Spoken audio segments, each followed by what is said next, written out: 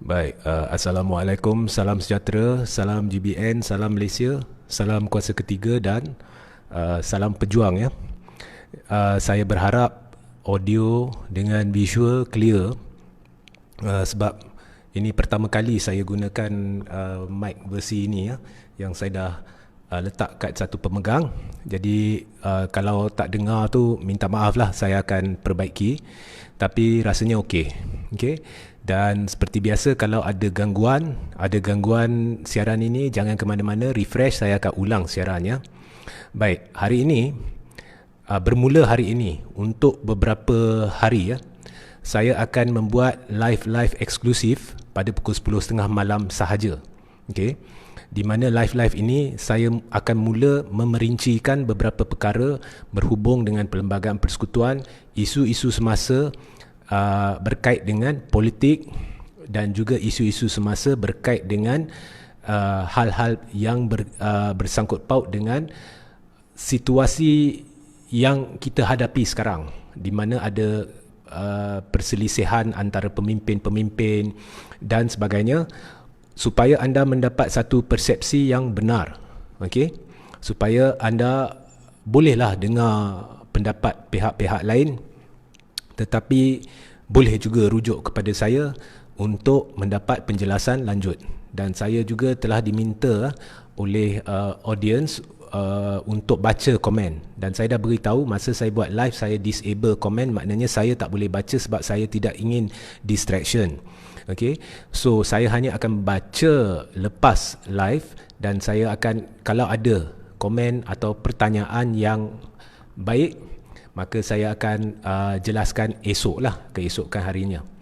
Baik, atas permintaan ramai dan disebabkan kenyataan-kenyataan tertentu yang dikeluarkan oleh pemimpin-pemimpin dari pelbagai parti termasuk UMNO, saya diminta untuk mengulas sekiranya benar Parlimen bakal dibubarkan. Okey, untuk penjelasan ini dengar baik-baik sebab apa yang saya nak katakan hari ini amat penting. Okey. Saya bermula dengan perkara yang saya dah sebut tetapi sepintas lalu, iaitu UMNO berpecah. Okey, dari awal sampai sekarang saya konsisten UMNO berpecah. Dan saya rasa kalau dahulu kala awak tidak percaya bahawa UMNO ni ada tim A, tim B, lah ni awak percaya. Okey. Tetapi bermula sekarang saya akan, oleh sebab anda dah lihat sendiri pergelutan di dalam UMNO, oleh sebab anda dah lihat bahawa penjelasan saya berhubung dengan perselisihan antara UMNO dan PPBM dan UMNO dan PAS adalah benar, bahawasanya saya tidak menipu selama ni. Jadi sekarang saya rasa sudah tiba masanya untuk saya lanjutkan sedikit apa yang benar-benar berlaku. Saya rasa awak tak akan confuse. Okay? Baik, memang benar UMNO ada tim A dan tim B. Okay. Tim A diterajui oleh Najib pada awalnya, tetapi Zahid dan Najib sudah masuk gencatan politik. Dan atas keterdesakan mereka lah, mereka masuk gencatan politik. Dan sekarang tim A ni diterajui oleh Najib dan Zahid, dan disokong oleh 9 hingga 10 ahli parlimen UMNO sahaja, dan kebanyakannya bermasalah. Mereka tidak mewakili aspirasi, kehendak, cita-cita visi majoriti ahli-ahli parlimen, pemimpin bahagian dan cawangan UMNO. Maknanya inilah kali pertama UMNO diterajui oleh satu barisan kepimpinan yang tidak mewakili UMNO. Perwakilan sebenar UMNO, walaupun bukan secara rasmi, terletak dalam tim B. Tim B pula diterajui sekarang oleh Tengku Razali Hamzah. Dari segi Tengku Razali Hamzah mendapat sokongan majoriti ahli-ahli parlimen dalam UMNO, majoriti pemimpin bahagian dan cawangan yang menganggap dia sebagai presiden berkesan, presiden efektif, atau dalam bahasa Inggerisnya de facto presiden. Jadi UMNO, pemimpin-pemimpin tim B ni sekarang saya akan gelar sebagai UMNO 3.0. Mengapa UMNO 3.0? Sebab UMNO yang ditubuhkan pada tahun 1946 adalah UMNO 1.0. Kemudian diwujudkan UMNO baru pada tahun 1988 atas sebab-sebab tertentu. Itu adalah saya anggap sebagai UMNO 2.0. Sekarang ni ada UMNO dalam UMNO, iaitu UMNO sebenar yang diwakili oleh tim B, majoriti. Sebab mereka mereka rasa kepimpinan tu dah gagal. Kepimpinan yang dah gagal tetapi terus mengawal UMNO seolah-olah UMNO itu milik peribadi mereka dan tidak ingin melepaskan UMNO. Ya, ini sifat tim A yang nak selamatkan tengkuk mereka, sebab tim A ni banyak pemimpin bermasalah. Jadi tim B ni dia perangai dia, tim A nak buat apa, nak cakap apa, Najib nak cakap apa, Zahid nak cakap apa, cakaplah. Tapi itu tidak mewakili UMNO. Sebab tim A ni banyak membuat perkara-perkara yang melanggar tata tertib UMNO, melanggar peraturan UMNO, melanggar etika UMNO, melanggar segala apa yang dipraktikkan selama berdekad lamanya. Misalnya kata, Zahid sudah terbukti penipu, Najib sudah terbukti penipu. Kalau dulu saudara-saudari tak percaya apabila saya kata Najib ini adalah sekutu Anwar, baru-baru ini terbukti benar. Sebab wujudnya surat sokongan Zahid dan Najib terhadap Anwar yang diwujudkan secara rahsia tanpa merujuk pada ahli parlimen atau majlis kepimpinan tertinggi UMNO. Jadi penipuan mereka ni sudah terbongkar dan sudah diketahui oleh majoriti ahli parlimen. Bertambahlah lagi kebencian mereka ataupun ketidakinginan mereka untuk bersekutu dengan Najib dan Zahid. Maka sekarang UMNO ni dalam situasi pelik di mana Najib dan Zahid sebenarnya dia mengetuai UMNO atas kertas. Atas kertas memang itulah UMNO dan dialah presiden. Dan dia pun ketua lembaga disiplin, maknanya segala apa kesalahan yang dilakukan, contohnya yang ditangkap menipu dan ditangkap menyokong Zahid, yang kalau ikut sejarah UMNO ni Zahid dan Najib sudah dipecat, tetapi mereka memegang UMNO seolah-olah UMNO tu milik peribadi mereka. So tim B ni dia ambil sikap, kita tidak ingin bergaduh dengan tim A, tak perlu, buang masa. Bila sampai masanya kita akan buat keputusan sendiri. So segala yang saya beritahu sedang berlaku. Jadi sekarang saya nak beralih kepada soal apa yang sedang berlaku hari ini. Hari ini kita lihat, ataupun kebelakangan ini kita lihat bahawa banyak pemimpin UMNO telah membuat kenyataan menyentuh pilihan raya dari pelbagai aspek. Okey. So saya ceritakan. Kalau hari ini timbalan Speaker Dewan Rakyat yang juga ahli Majlis Kepimpinan Tertinggi UMNO iaitu Azalina Othman keluar kenyataan, dan kenyataan dia berbunyi bahawa satu cara untuk menyelesaikan ketidaktentuan politik adalah dengan mengadakan atau membubarkan parlimen. Bukan saya yang kata, Azalina yang kata. Jadi Azalina memberi gambaran gambarannya seolah-olah UMNO ni parlimen ni mungkin akan dibubarkan sebelum Khamis ni, sebelum undi bajet. Sebab apa? Undi bajet ni ada ketakutan yang amat sangat dan tanda-tanda bahawa belanjawan ini tidak akan diluluskan. Okey, kita akan masuk babak belanjawan sebentar lagi, tapi tidak akan diluluskan. Jadi Azalina keluar kenyataan macam tu. Jadi kita dapat persepsi seolah-olah mungkin parlimen akan dibubarkan sebelum undi bajet Khamis ini. Tapi Azalina bukan seorang sahaja yang bercerita berkenaan dengan perkara yang bersangkut paut dengan pilihan raya. Kita juga ada pemimpin-pemimpin lain yang asyik menyebut perkara-perkara dari pelbagai sudut, tetapi kesemuanya berkisar di sekitar pilihan raya. Contohnya ada yang sebut berkenaan dengan PPBM, berkenaan dengan kerusi di PRU 15, bahawasanya UMNO akan bertembung dengan PPBM di PRU 15 dan sebagainya. Okey. Kesemua pemimpin selain Tengku Razali Hamzah pernah mengeluarkan kata-kata ini tapi atas sebab lain. Kesemua pemimpin yang mengeluarkan kata-kata atau hebat bercerita berkenaan dengan PRU 15 sama ada secara langsung atau tidak langsung, semuanya dari tim A dan seorang yang bukan dari tim A, bukan dari tim B, iaitu Anwar Musa, yang secara tidak langsung adalah juru cakap PPBM. Walaupun ahli UMNO tetapi dia juru cakap PPBM sebab Anwar Musa ni sekutu Muhyiddin. Jadi secara tidak langsung kedua-dua, Anwar Musa mewakili Muhyiddin dan tim A ni, pemimpin tim A ni asyik cerita benda-benda berkisar di sekitar pilihan raya dan pembubaran parlimen. Jadi mengapa? Okey. Now, Anwar Musa dan Muhyiddin, mereka sekutu, dan Anwar Musa ni dianggap sebagai tangan kanan Muhyiddin. Mereka ni tidak sehaluan dengan UMNO. Jangan cerita UMNO tim A ke tim B, mereka tidak sehaluan dengan UMNO. Okey? Dan memang benar apabila PRU 15 datang, akan berlaku pertembungan antara PPBM dan UMNO. Tidak mungkin UMNO dan PPBM boleh kerjasama dengan sebaiknya. Jadi akan berlaku pertembungan. Tetapi retorik yang dimainkan oleh Anwar Musa apabila dia memberitahu UMNO, kalau UMNO tak terima PPBM, PAS tidak akan terima UMNO dan sebagainya, pada dasarnya kita lihat seolah-olah Anwar Musa ni tengah menyerang UMNO. Hakikatnya ini adalah sandiwara antara Anwar Musa dan tim A. Sebab walaupun Anwar Musa atau Kem Muhyiddin dan tim A yang diterajui oleh Najib dan Zahid dan semua pemimpin lain yang bermasalah tidak sehaluan, tidak bersekutu, tetapi mereka sepakat untuk cuba elak belanjawan gagal. Mengapa? Sebab kesemua mereka tahu bahawa sekiranya parlimen dibubarkan, sekiranya pilihan raya umum diadakan dalam masa terdekat, PPBM akan hangus dan Barisan Nasional akan mencapai prestasi yang jauh lebih teruk daripada PRU 14. Jadi mereka timbulkan persepsi seolah-olah mungkin tidak ada pilihan lain, parlimen terpaksa dibubarkan, dan mereka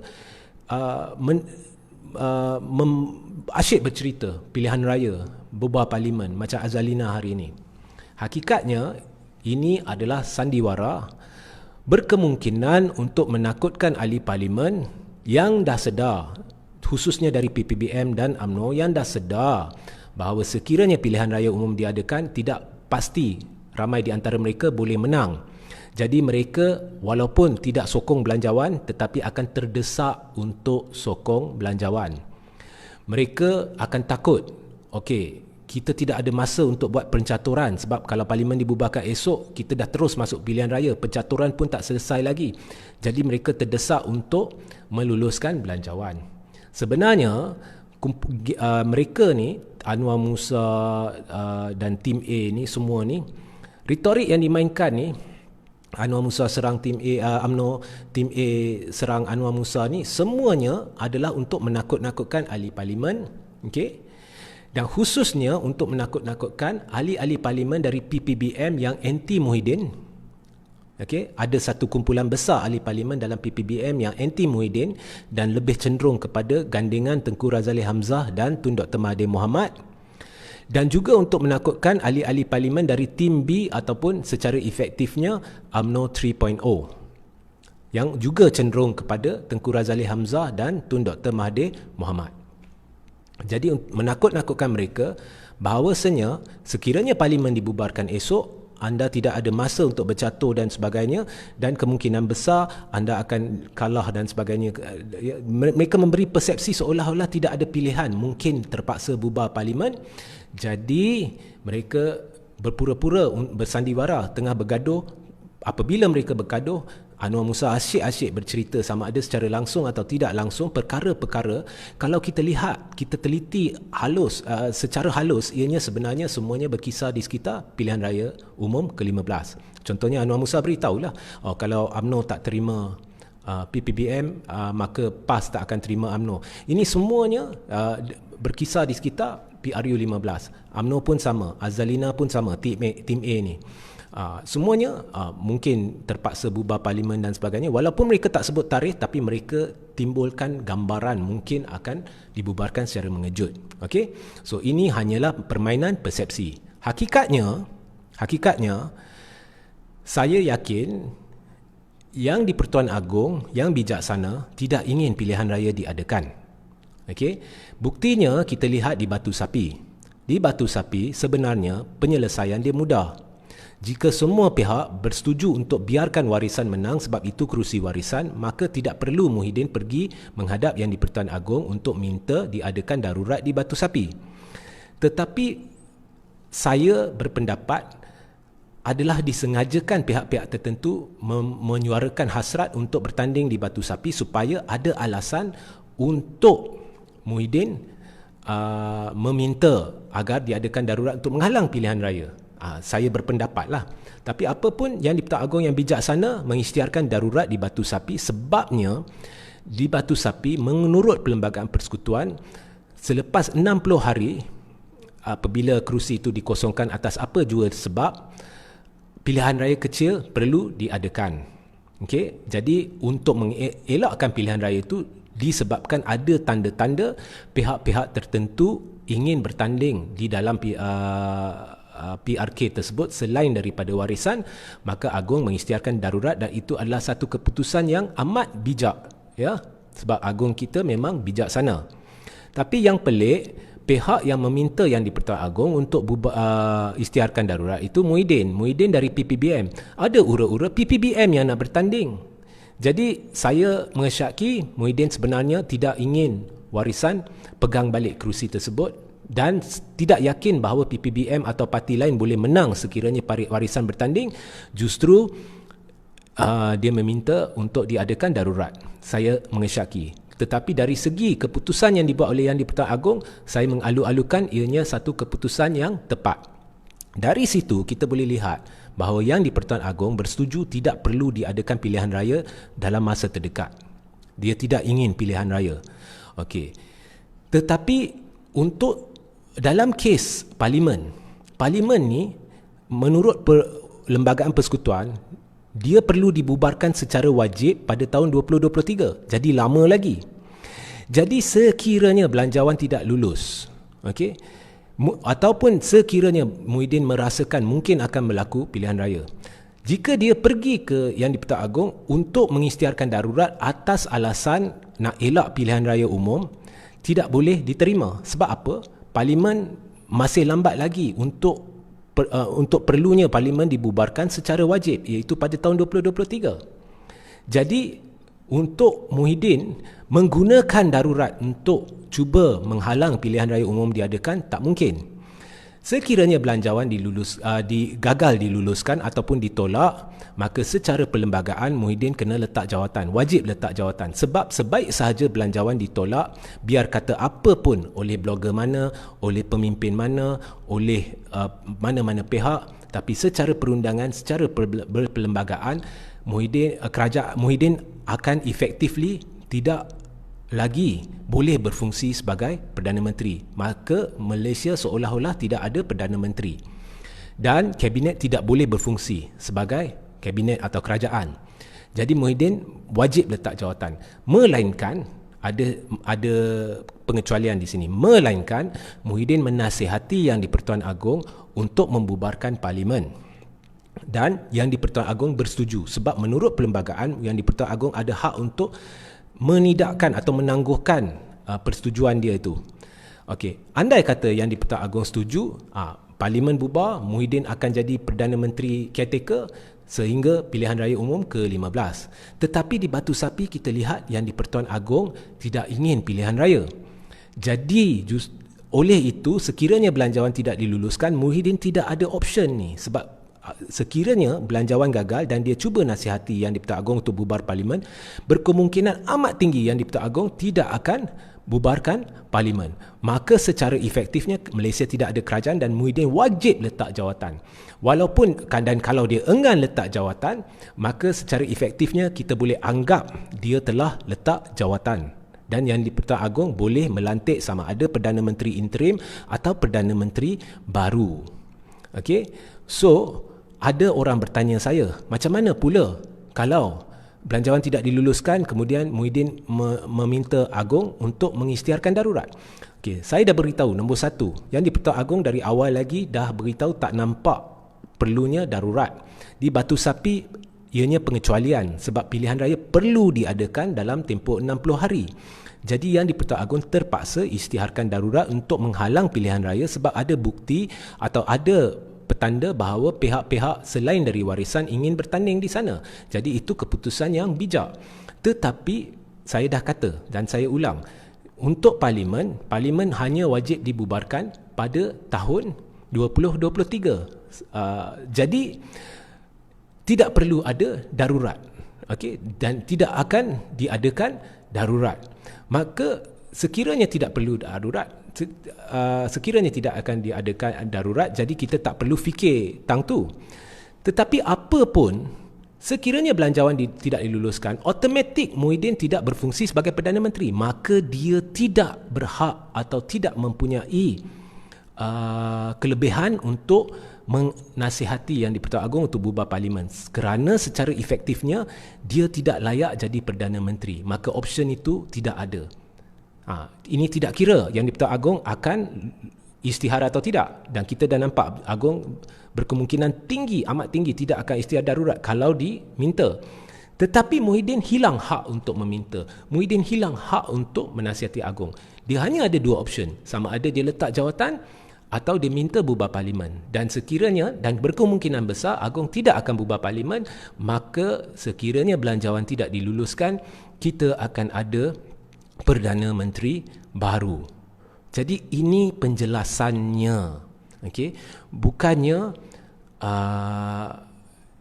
perkara-perkara yang saya lihat tengah dilambung di dalam internet untuk confuse anda. Okey, pelbagai teori pelik diberitahu. Okey, ini akan berlaku, itu akan berlaku. Percayalah, semuanya ni propaganda. Dan satu propaganda yang tengah dimainkan sekarang ialah pergelutan yang dilihat berlaku antara Anwar Musa dan ahli-ahli parlimen tertentu dari UMNO. Anwar Musa is UMNO, okey. Dan seorang lagi lupa nama dia. Dia UMNO, tapi mereka ni sekutu Muhyiddin, jadi kita anggap geng PPBM lah. Jadi pergelutan PPBM ni, walaupun mereka tak sekutu, UMNO dan PPBM ni dia tak sekutu, dia ni bermusuhan, okey. Tetapi dalam pergelutan yang tengah berlaku ni, Anwar Musa keluar kenyataan kemudian diserang oleh tim A ni. Sebenarnya kalau kau lihat, ini hanya antara kem Muhyiddin, iaitu Muhyiddin, Anwar Musa dan sebagainya, dan tim A. Ahli-ahli parlimen tim B semua senyap. Okey. Ini semua sandiwara untuk mengalihkan perhatian anda. Dia ada dua fungsi. Satu, ia mengalihkan perhatian anda. Jadi blogger-blogger yang tak tahu, aktivis-aktivis yang tak tahu, pemimpin-pemimpin yang tak tahu, mereka akan fokus apa yang Anwar Musa kata, jadi dia akan fokus itu.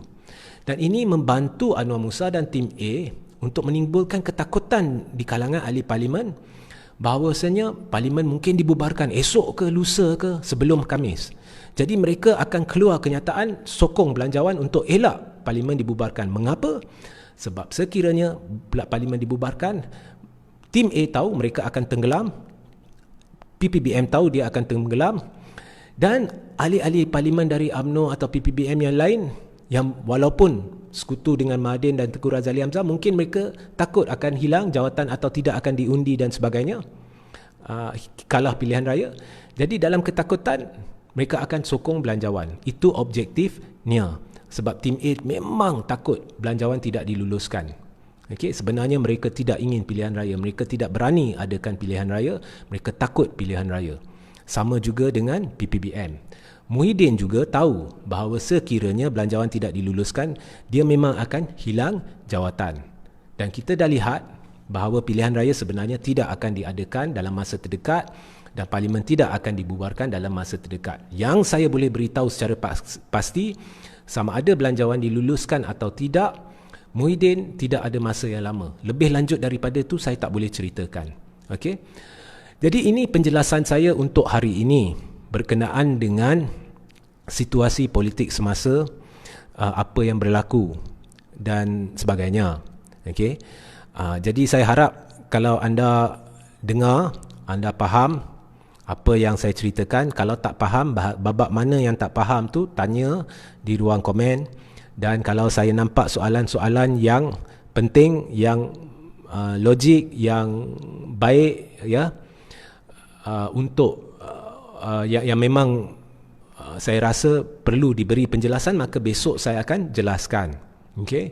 Dan kepada yang lain, kalau nampak komen-komen mengarut ni, saya dah pesan, jangan buang masa beritorik dengan Laskar Cyber ni. Cuma tulis di sana hashtag kami tolak Laskar Cyber dan hashtag Laskar Cyber dikesan. Jangan hirau Laskar Cyber ni. Kebelakangan ini serangan Laskar Cyber khususnya daripada kem-kem pro Muhyiddin dan kem-kem pro Najib dan kem-kem pro Anwar ni teramat hebat. Okay, teramat hebat. Okay? Dan pelbagai persepsi palsu ditimbulkan. Jadi apa yang saya ceritakan hari ini berkenaan dengan sandiwara antara kem Muhyiddin dengan tim A ni, saya akan tulis dalam satu artikel ringkas. Saya belum tulis lagi. Dan apabila saya tulis, saya akan letak dalam ruang komen, jadi anda boleh carilah besok pagi ke apa.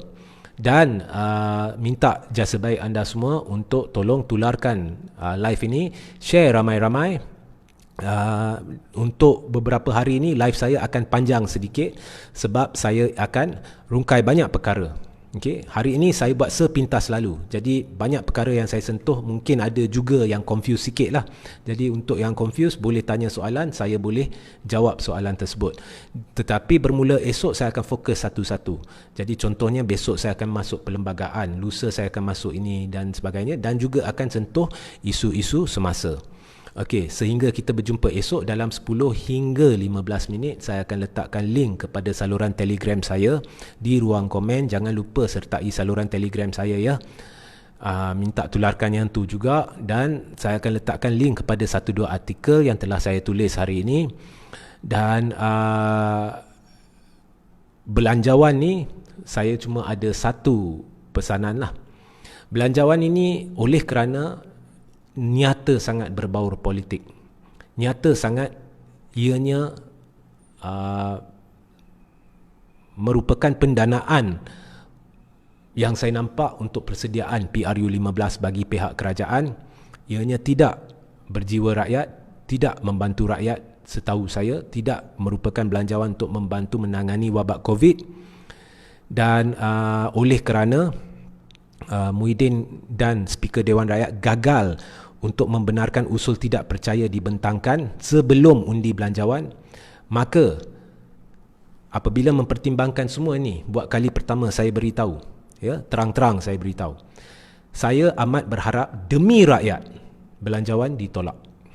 Okey, dan tidak benar bahawa apa yang telah diusahakan sekarang untuk memerangi COVID akan terbantut atau gaji penjawat awam akan terbantut. Ini semua palsu. Okey, tidak akan terbantut, tidak akan diganggu. Cuma apabila ada kerajaan baru, dia boleh membuat satu belanjawan yang lebih baik, yang lebih bertanggungjawab, yang benar-benar boleh membantu rakyat. Jadi tidak benar kalau belanjawan tidak diluluskan, ianya akan memudaratkan rakyat. Yang saya nampak, okey, saya bersetuju dengan pejuang bahawa Muhyiddin menggunakan titah yang di-Pertuan Agong mungkin sebagai blank check untuk mewujudkan belanjawan yang dia suka. Ini pendapat saya, ini hak saya. Okey, jadi sehingga kita berjumpa esok ya. Assalamualaikum. Salam sejahtera, salam GBN, salam Malaysia, salam kuasa ketiga dan salam pejuang.